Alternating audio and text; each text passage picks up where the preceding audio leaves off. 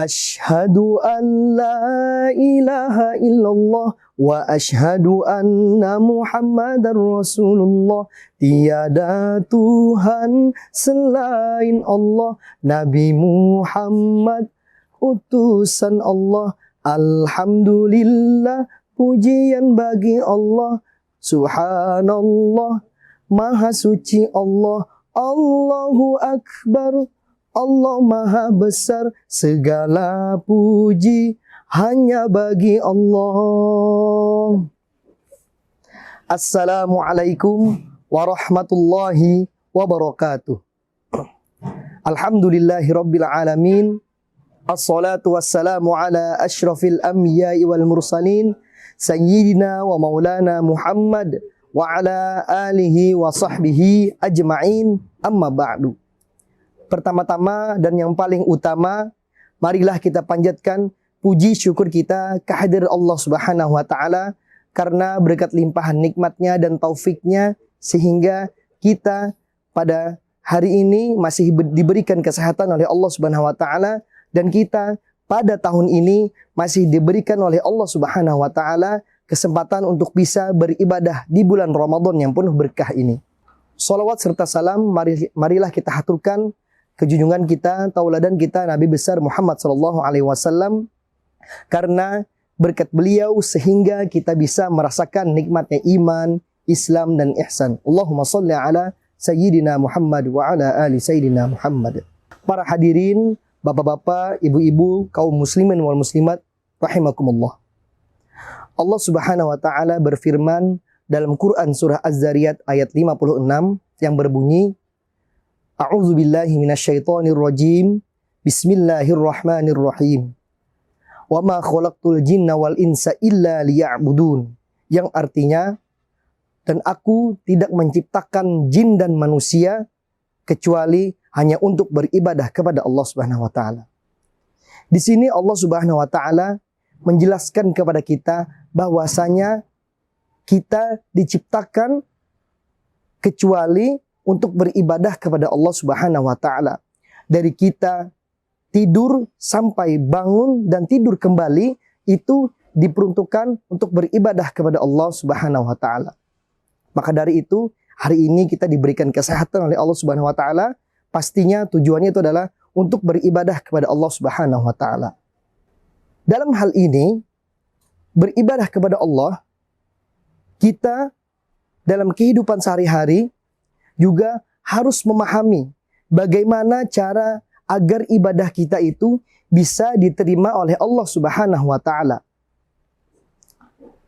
Dan juga untuk kita bisa mencapai ridhanya Allah Subhanahu wa taala, ibadah kita harus bisa diterima oleh Allah Subhanahu wa taala. Maka dari itu di sini ulun akan menyampaikan ada dua syarat diterimanya amal ibadah.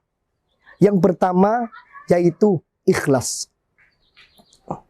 Ikhlas menurut bahasa artinya murni, tidak tercampur oleh apapun.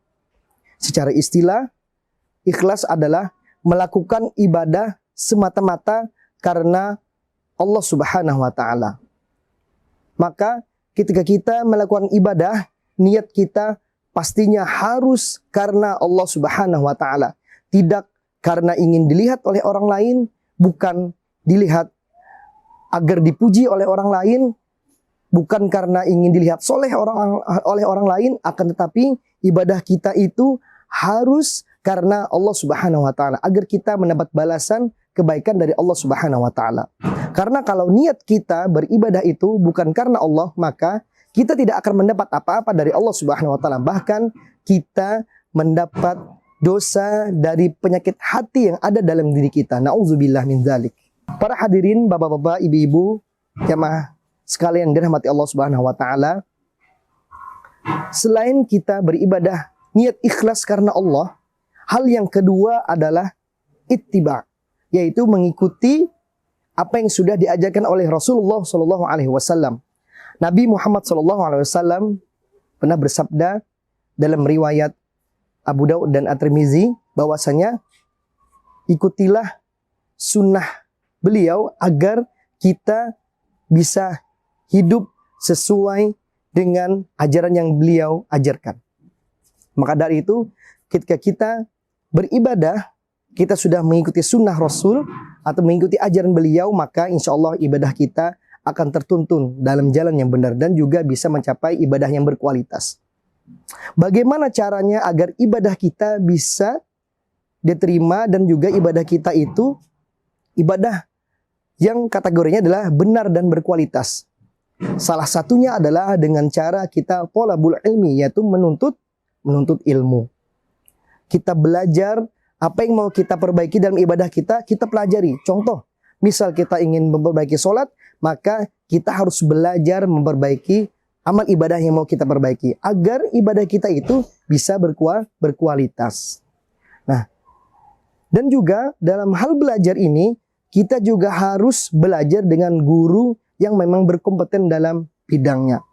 Misalnya kita mau belajar sholat, maka kita harus belajar dengan guru yang menguasai dalam bidang fikih. Itu dua hal yang harus kita perhatikan dan kita pahami agar ibadah kita bisa diterima oleh Allah Subhanahu wa taala. Kemudian selain dua itu juga ikhtiar kita agar ibadah kita itu diterima oleh Allah Subhanahu wa taala, yaitu dengan cara kita berdoa kepada Allah agar ibadah kita diterima oleh Allah Subhanahu wa taala. Rabbana taqabbal minna innaka antas sami'ul alim wa tub 'alaina innaka antat tawwabur rahim. Demikian yang dapat ulun sampaikan. Semoga segala aktivitas kita bernilai ibadah di sisi Allah Subhanahu wa taala dan segala amal ibadah kita selama hidup kita mudah-mudahan diterima oleh Allah Subhanahu wa taala. Mohon maaf atas segala kehilafannya dan kesalahannya. Akhirul kalam. Assalamualaikum warahmatullahi wabarakatuh.